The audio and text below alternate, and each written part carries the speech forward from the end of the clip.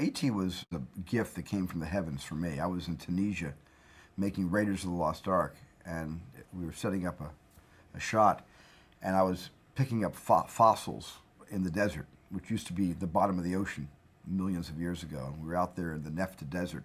I was picking up, and I was remembering the end of Close Encounters, when Richard Dreyfuss goes up into the mothership, and just before that, the little alien comes down and does the hand signs to Francois Truffaut.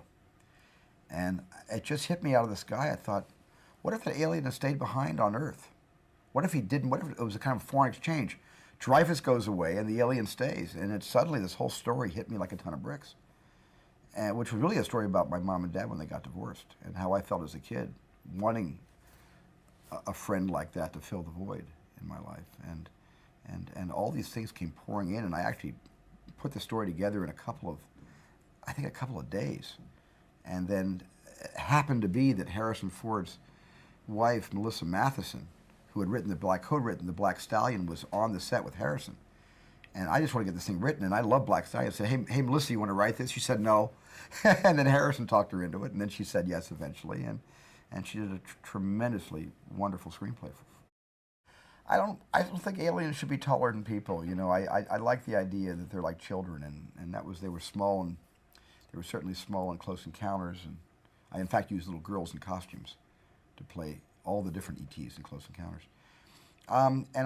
It's easy for kids to relate to because it's one of them. E.T. came into Elliot's life, and after you get to know them, after they start to bond with each other, you know, they're kind of inseparable, and they're both like children who both have needs.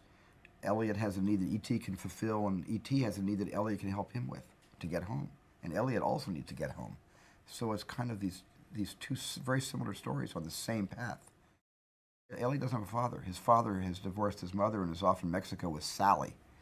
And he's a lost child. He's going to fall off the face of the earth if he's not rescued. This is a rescue movie. I always thought E.T. was a movie about a double rescue.